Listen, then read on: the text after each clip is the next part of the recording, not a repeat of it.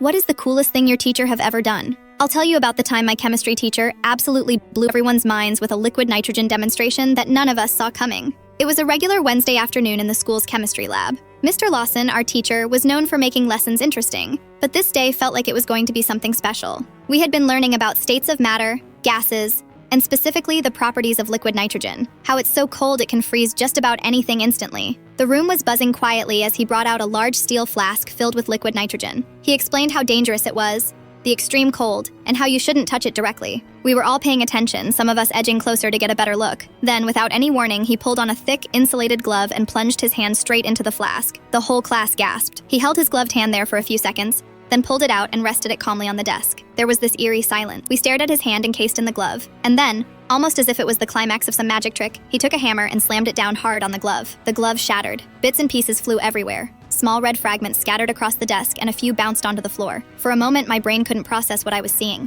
One of the girls near the front actually fainted and had to be helped to a chair. Everyone else just sat frozen, eyes wide, mouths hanging open. The whole scene looked horrifying. It looked like his hand had exploded into pieces, and yet he was perfectly fine, just standing there smiling, completely unfazed. There was a slow ripple of nervous laughter mixed with disbelief. Mr. Lawson picked up a piece of the red fragments and waved it slightly. It looked weirdly like bits of bloody and raw. The smell in the room was off too, like something was burnt and metallic, which just added to the shock. After a minute or two, he finally spoke. I bet some of you are wondering what just happened. His voice was calm and steady, as if nothing strange had occurred. That wasn't my real hand. He paused for effect and then reached behind his back. From behind him, he pulled off the glove, revealing his actual hand, completely intact and unscathed. He opened his fingers and wiggled them, showing it was all good. What the hell? Someone muttered from the back. He then pulled out a ketchup bottle from a nearby cabinet, squeezed it a bit onto the desk and said, "The glove was filled with tomato ketchup. I wanted to give you a demonstration of the dangers of liquid nitrogen, but I also wanted to add a little drama so you'd remember it." The relief was immediate. Some of us laughed,